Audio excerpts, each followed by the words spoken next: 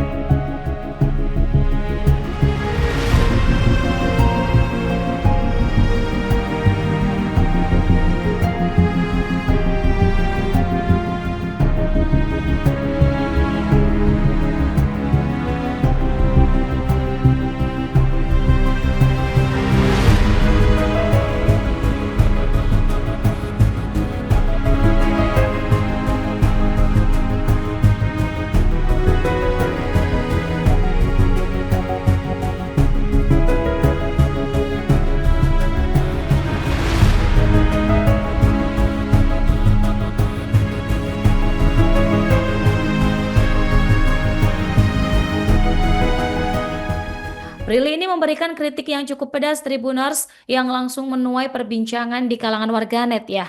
Ia menanyakan apakah sosok Menteri Pariwisata ini pernah merasakan langsung serunya terjun di danau, kemudian trekking di hutan, atau diving bersama dengan peneliti-peneliti. Karena dia menyinggung soal pariwisata ini bukan hanya sekadar data dan laporan, tetapi bagaimana soal merasakan berbagai pengalaman. Kemudian dia juga menyinggung Kemenpar, ini menyinggung Menteri Pariwisata ini ya, bagaimana dia bisa mengetahui rasanya menjadi seorang traveler di negeri sendiri, jadi bukan hanya sekadar memaparkan di podium dan mempromosikan dalam bentuk jargon.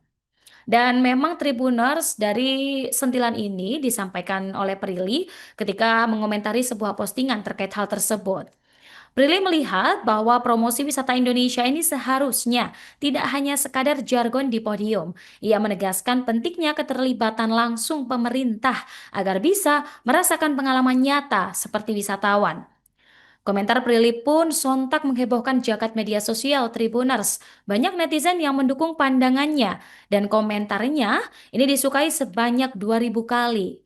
Isu ini awalnya mencuat Tribuners setelah sebuah unggahan dari akun media sosial populer @makassar_info ini ramai diperbincangkan dan dibagikan ulang oleh warganet. Karena dalam unggahan itu Tribuners, seorang netizen yang mengaku sebagai pegawai di lingkup Kementerian Pariwisata, dirinya melontarkan keluhan mengenai kebiasaan sang menteri yang dianggap sering membuat permintaan menyulitkan setiap kali hendak melakukan perjalanan dinas.